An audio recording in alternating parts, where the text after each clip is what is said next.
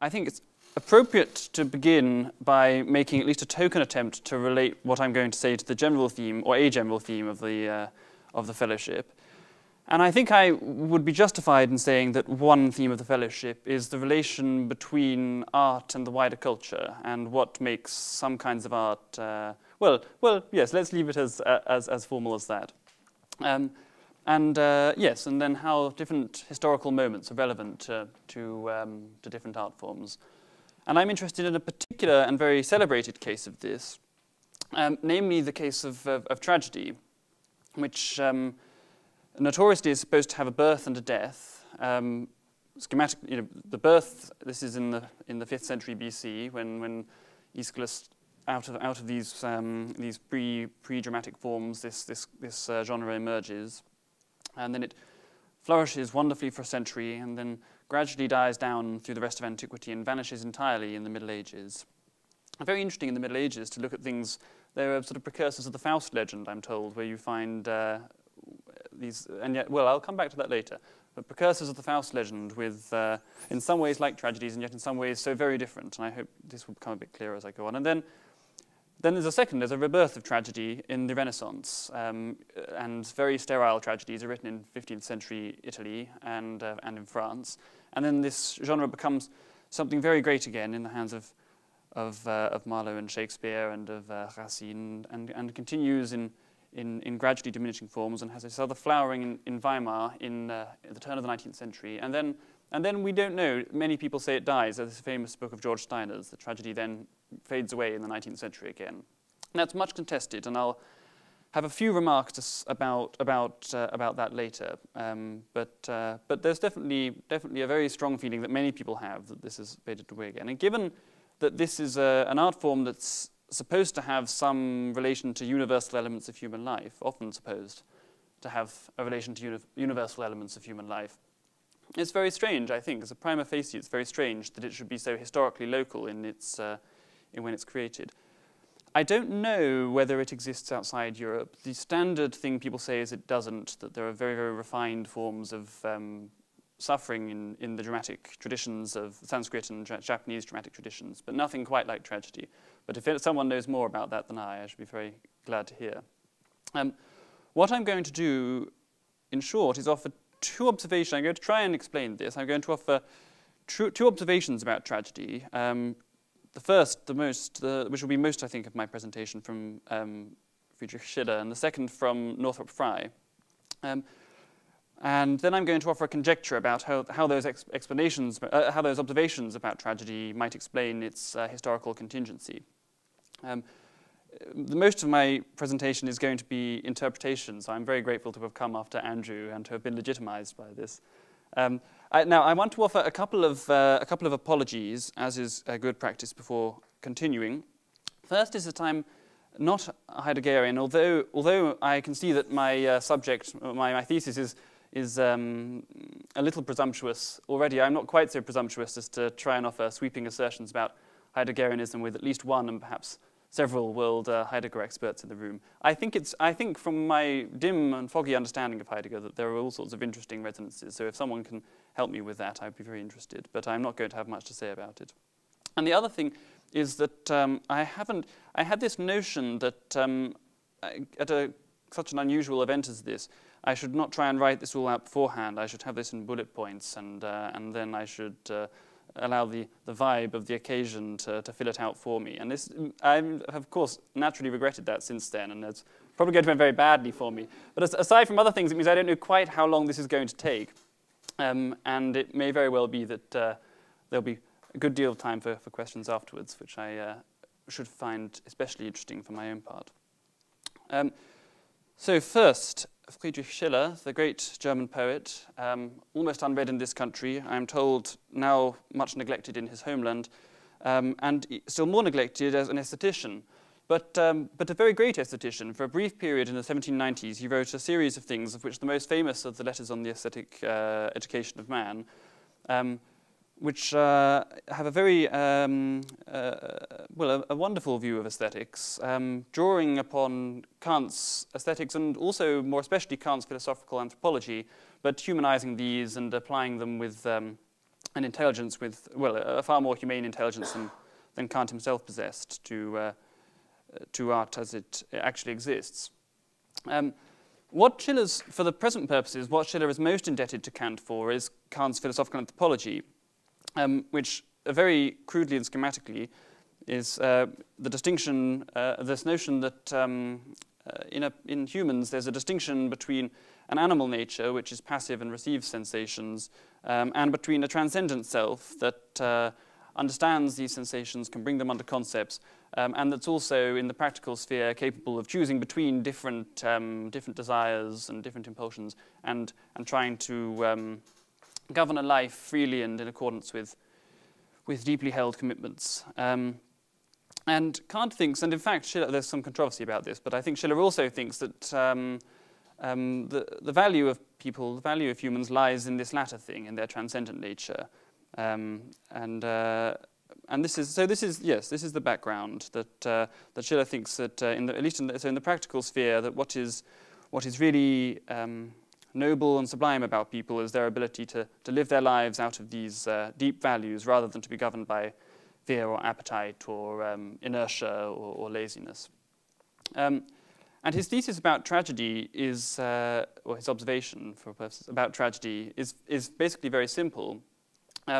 It's that in tragedy, this transcendent nature of the person is somehow made apparent to us. It's somehow brought to the fore through what we see in tragedy. And there are many ways in which he thinks and in which we can add to what he thinks about how this happens. I'll only mention a few of them now, but I think it's very, very richly suggestive. It's very, despite sounding very anemic as Kantian theories want to, it's much richer than it may first seem. The crudest way in which Schiller's theory is a useful interpretative tool for us is that it explains the great significance of the courage of the tragic hero. Walter Kaufmann once observed that tragic heroes are immensely various. Some are innocent, some of great wisdom, some are very wicked, of course, like Macbeth, and others are very pure, Prometheus or Heracles or Iphigenia. But they all share in common this characteristic of courage. And what's more, this is a characteristic of immense importance to our experience of the piece. I think one only has to imagine a version of Antigone in which Antigone is led away at the end of the climax of the tragedy, screaming with animal fear and totally broken, and think how wholly your experience of the work would be transformed by that small, that very local difference. So I think this is very important, and of course it's readily explained in Schiller's terms. The thought is basically this: that the suffering that a person endures and the risks or the perils that they take up. Well, Schiller thinks if a person's life is a familiar piece of humanistic wisdom, that if a person's life is easy and they act generously and gently with you, then of course there's something lovely about this, and there's something, we see some glimpse of a prelapsarian state in this. But we don't truly know this person's character until they're able to overcome themselves and to overcome some very strong impulsion to do otherwise, some kind of fear or some kind of pain. And when they have shown us that they can do that, we know them more truly as in their deeper self, in their transcendent self, than we did formerly. So I think it's very readily explained in Schiller's terms and very important.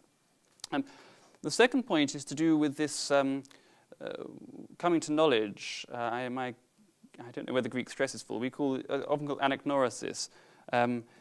This idea is supposedly due to Aristotle. The Poetics, there's very much of our understanding of tragedy uses language from the Poetics. It's not clear how much of it actually comes from the Poetics and how much of construction is placed subsequently upon it. But Aristotle says something like this, and it's certainly true that in tragedies it's very, very important that there's this, not in all tragedies, but in very many tragedies, there's a movement towards knowledge and towards understanding on the part of the protagonist.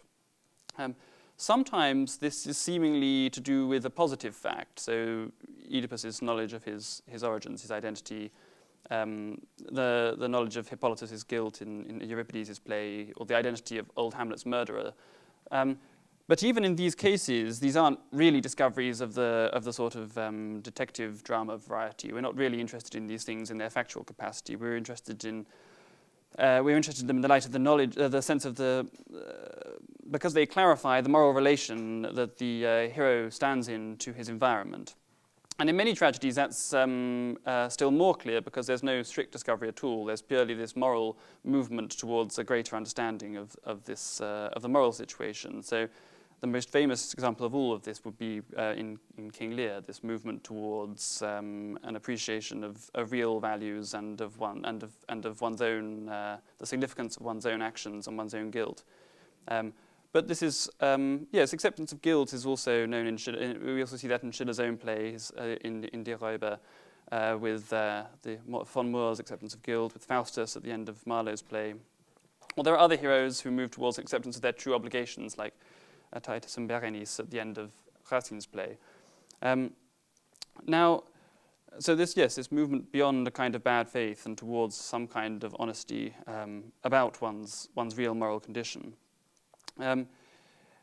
I think, again, this is readily understood in Schiller's terms. Partly, I think it's there's a practical dimension to it. There's a kind of sacrifice that, a sacrifice of self or a sacrifice of what is easy, required to have that sort of integrity, and to accept this thing which implies one's guilt and implies responsibilities that one might dearly wish not to have. And that requires this kind of self-overcoming and is related to the courage that I mentioned before then. I think there might also be a sort of purely theoretical dimension to it, that this coming to comprehension of the whole scene, this is an exercise of what Kant would call theoretical reason. And you see this hero moving from a situation of confusion where they don't understand their experience to a situation in which their experience makes sense to them. Though they may dearly regret it. So again, this is something richly explained richly interpretable through Schiller's paradigm. And then there are these more mundane things about tragedies which are related to this.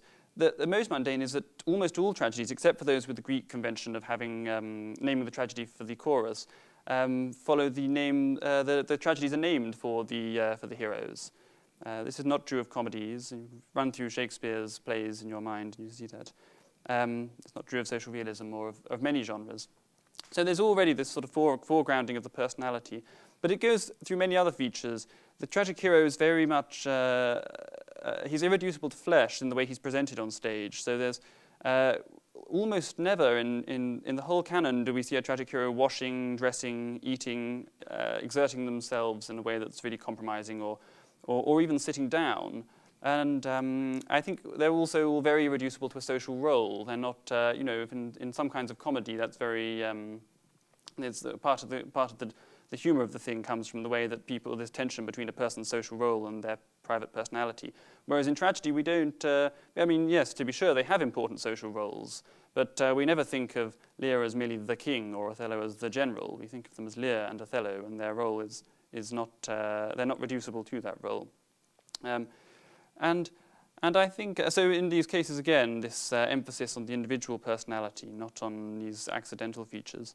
And I think also in the much remarked thing, which I can only comment on very briefly, the fact that tragedies are nearly always in verse. In Shakespeare's tragedies, it's often notable that the tragic hero himself, some of them in the history plays, the tragic hero himself will often be in verse and the lesser comic characters will be in prose, a fact that George Steiner had much to say on. So here we see the expression of the hero's personality can happen in this way that's uninterrupted by accidental verbal tics or by the impediments of ordinary speech. It has this wonderful clarity and expressiveness. And so again, to repeat myself, this personality is foregrounded. The last thing I want to mention in this connection is the sense that we have that the fate of tragic heroes is inevitable. That's not superficially true. So superficially, it's true that if this business about the foils had gone a little differently, then Hamlet might have survived the eponymous play. But we don't really watch Hamlet thinking, "Gosh, is he going to make it? Is he not going to make it?" Which is, on the other hand, something very important to the experience of some kinds of melodrama and of some popular genres. where a very important part of it comes in our interest in the fate of the hero as well, whether they're going to flourish or not. In tragedy, on the other hand, we have a very strong sense of the necessity of their ultimate ruin. But in this way, I think the independence of the hero's moral personality from their sensible circumstances, from their earthly circumstances, is emphasized. And it would be quite disruptive to our experience of a tragedy if we started to think, at this point where we've been settling into this serene state, a consoled state perhaps, of seeing moral personality revealed despite the ruin of a tragic hero's sensible circumstances. If we were then suddenly caught up thinking, oh no, he's going to make it, the whole clarity and the serenity of the situation would be ruined for us, and we would be put into quite a different frame of mind. So that is that observation. The other observation is simpler. It's from Northrop Frye. Frye was a Canadian critic an interpreter of literature in the mid-20th century. I think he's now very neglected also. He was a little bit of a crank. He had he had this theory that he could reduce all these different genres down to these kinds of mythic archetypes and create a kind of science of interpretation that would be able to get rid of all this kind of subjectivity, of which he greatly disapproved. But like many cranks, he also had great insight into the things that he was studying, and it's immensely interesting, his work. So his view on the observation I want to bring out of his regarding tragedy is about the loneliness of the tragic hero, and in particular of the removal of the tragic hero from his community. Frye contrasted comedy, in which he says these relatively slight figures who are trying to seek happiness and trying to return to the communal life. But there are blocking mechanisms which stop them from doing this. There's the old father who refuses to allow the marriage, and then the whole action of comedy is the attempt to overcome these blocking mechanisms, and the resolution is this restoration of the communal life at the end. In tragedy, a hero starts at the center of the communal life. There's very many tragic, almost all aristocrats and often kings and so on. But in some way, this opposition opens up between the individual and the community, and the hero is left at the climb, and the hero is ultimately, in some sense, destroyed by this. Now, I should warn against reducing this opposition to any particular plan. It's very different in different cases. So some tragic heroes are transgressors of basically decent communities, like Macbeth or Othello or Tamburlaine. Now, many tragic heroes commit an action which is in some obscure way taboo or problematic, even though they're also guiltless also in some sense guiltless. So right at the beginning of the genre, we have Orestes and Electra, we have Oedipus and Brutus in Julius Caesar, and so on. And in other cases, tragic heroes are resisting heroically against an unjust social order, like Aeschylus' Prometheus, perhaps like Antigone, like Schiller's Don Carlos, and so on. And then there are all sorts of mixed cases. So we mustn't reduce this to one plan. Tragedy is not a kind of valorization of the individual's overcoming of the community, and nor is it a kind of joy in the destruction of a defective individual. But there is some kind of opposition, and that's, I think, very important and distinguishes tragedy from something like epic, where the resolutions of Beowulf or of the Song of Roland, we see this wonderful re-emergence. It's an apotheosis, and all the knights of France weeping for Roland, and that's yes, very distinct from our experience of tragedy. And we see this in other ways. We see it, the community is always, or nearly always, very schematic in tragedy. In the Greek times, they were set in this distant mythological past, or occasionally in remote geographical locations in Persia. And Shakespeare set them in historically remote periods or in remote parts of Europe. And this goes on subsequently. So there isn't this rich and immanent communal life, this familiar world of the familiar that's so important to so many comedies. That's very remote from tragedy. And lastly, just to briefly mention in this connection, the gods of tragedy are either absent or malign. There's no, I mean, there are problem cases, as always, when we're generalizing in this way, but the Abrahamic God doesn't really feature in tragedy. There are the sort of satiric gods of Euripides who enter at the end and give us these false resolutions. And then there are these gods of plays like the Bacchae or Heracles, these horrifying gods. But yes, one doesn't have to be a thoroughgoing Durkheimian to think that this relates to Northrop Frye's thesis, this opposition in some very deep way of this individual to the spiritual life around him. So the conjecture is very straightforward. The conjecture is that, so the picture of tragedy that emerges, and this isn't a complete picture, but this is part of the picture from tragedy, is that what we have in tragedies is an individual who has been rent from the communal life and thrown back on his own loneliness, and yet is in some way resolute, is in some way has some kind of endurance in these circumstances, and who has some kind of immense value in that which persists in spite of his isolation from the community. And I think that the conjecture about the history of tragedy, how this might explain the history of tragedy, is that on the one hand, it would be very incongruous to have this, to conceive of this art form in an intensely communitarian society in which it's thought that an individual opposed to the community is merely a kind of rubbish, defective object of no, whose value has been contingent upon his membership. And nor would it be possible in a society that doesn't have a strong sense of this, this transcendent quantity that stands within the individual.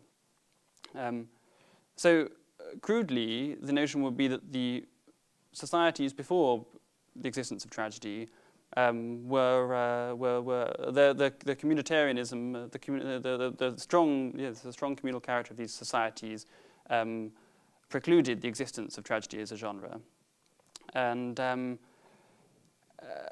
in that connection, I should mention what I alluded to earlier, the medieval Faustuses, these precursors to the Faust genre, of the sinner who violates the social order, sinks into depravity, and then is saved by the Virgin Mary at the end, and yes, ultimately redeemed. And then we see the value of this thing, of this person, because of his restoration to society. But we wouldn't have seen it before, and without that, the idea that he would have had value would have been absurd.